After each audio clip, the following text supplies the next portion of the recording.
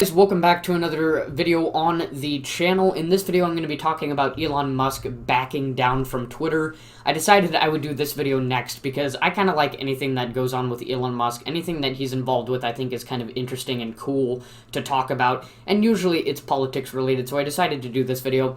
Other than that, I'm not really sure of what video I'm going to be doing next, so I'm just going to watch some more content to see what I could talk about next. As you can see from this video, all of the rest of the videos, like I said in the previous video, are going to all be more current, just more current than my last video, because my last video I was really behind, but I really wanted to touch on that topic.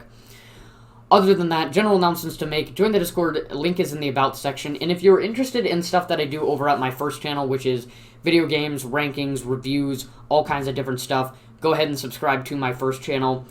Other than that, I think that's all the general announcements that I have to make. Let's get on to this commentary. So like I said, Elon Musk backed down from buying Twitter, and if you don't know, if you've been living under a rock for some reason and never heard the news, that it's actually pretty old news by now. About 2 months ago, I believe it was late April, Elon Musk announced that he is looking into making an investment with Twitter. I believe it was late April. He was putting in Twitter in a situation where either they sell him Twitter and he buys it completely, or they don't give him Twitter and he crashes their market because he has some of their shares, and he was planning to crash their market with selling their shares while they were, because he actually owned a portion of the company, so he was planning on either they buy it or he crashes their market a little bit. I don't know how significant that was going to be. I believe he owned about, I think it was like 10% of, I think he was going to buy like 10% of the company. So, he put Twitter in sort of a lose-lose situation. And eventually Twitter just said, okay, we'll let you have it for $44 billion. And we didn't really get any news, until now. Of course, we never really heard if he ever bought all of Twitter yet or anything like that. So the progress was really slow, up until now, where Elon Musk finally said, "I'm going to back down from this investment. I don't think it's worth it." And two of the main things that caused him to not want to buy Twitter were, number one, the price that I believe he was paying for Twitter was twice the amount of the actual value of the company, so like twice the amount of the actual value of the shares. So he's like, you know what, I'm not paying for it, way too expensive. And also considering the fact, like, the second thing, which was I think the more main thing, because he's not really too concerned about the price, the second main thing was Twitter is infested with bots, and I think he wasn't sure what he was going to do with that issue, because he knew it would be a really big issue that people would want addressed, not just all the other things that he was focusing on. So he backed down from the investment. He decided it was not worth it.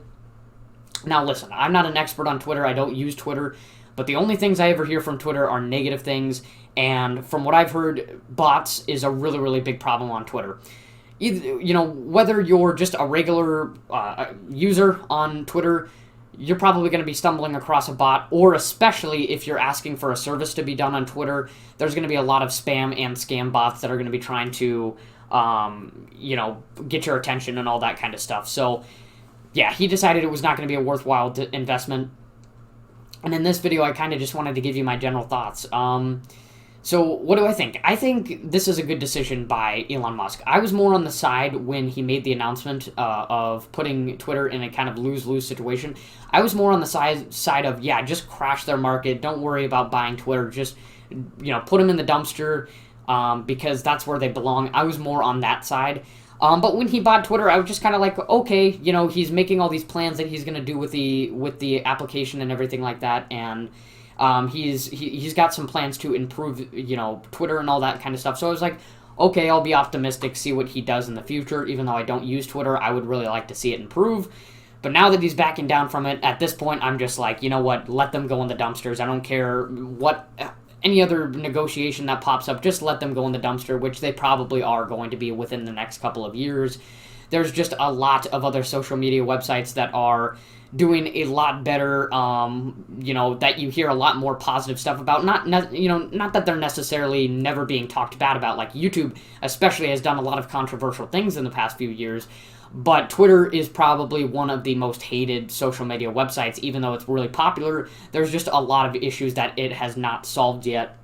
I really, really do support Elon Musk on this one. Even though he's the richest man on earth, I mean, save your money. Don't think it's a worthwhile investment.